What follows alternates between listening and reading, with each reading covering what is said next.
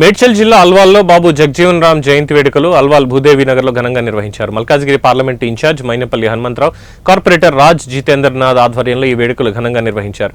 ఈ కార్యక్రమానికి Telangana food corporation chairman MA Faheem ముఖ్య అతిథిగా హాజరయ్యారు. ఈ సందర్భంగా ఆయన మాట్లాడుతూ కాంగ్రెస్ అధికారంలోకి వచ్చిన 15 నెలల కాలంలో జరిగిన అభివృద్ధి, సంక్షేమ కార్యక్రమాల గురించి ప్రజల వద్దకు వెళ్లి వారికి వివరించడం కోసం జై బాపు, జై భీమ్, జై సంవిధాన్ అభియాన్ కార్యక్రమాన్ని నిర్వహించడం జరుగుతోందన్నారు. రాజ్యాంగ నిర్మాత ఎవరైతే ఉన్నారో, ద ఆర్కిటెక్ట్ ఆఫ్ కాన్స్టిట్యూషన్ ఏదైతే అంటారో బాబాసాహెబ్ అంబేద్కర్ గారి ఒక గుర్తింపుని, ఆయన గౌరవాన్ని తగ్గించే విధంగా క్రమక్రమంగా కేంద్ర ప్రభుత్వం పనిచేస్తుంది.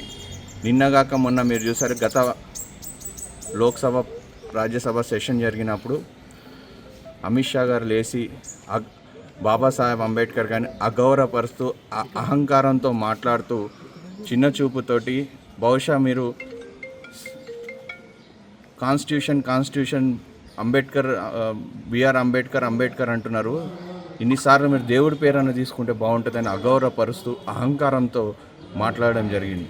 ఆ నేపథ్యంలో మా పార్టీ తరఫున లోక్సభ ప్రతిపక్ష నేత రాహుల్ గాంధీ గారు, రాజ్యసభ ప్రతిపక్ష నేత మళ్ళీ ఏఐసిసి అధ్యక్షులు ఖర్గే గారు కూడా దీన్ని నిరసన తెలుస్తూ పెద్ద ఎత్తున ఆందోళన చేస్తూ దేశవ్యాప్తంగా ఈ యొక్క కాన్స్టిట్యూషన్ని, రాజ్యాంగాన్ని, మళ్ళీ అంబేద్కర్ గారి రచించిన రాజ్యాంగాన్ని, ఆయన గౌరవాన్ని కాపాడాలని, మళ్ళీ అదేవిధంగా మహాత్మా గాంధీ గారు ఏదైతే 1925లో ఏఐసిసి అధ్యక్ష పదవి తీసుకున్న తర్వాత ఇప్పటికీ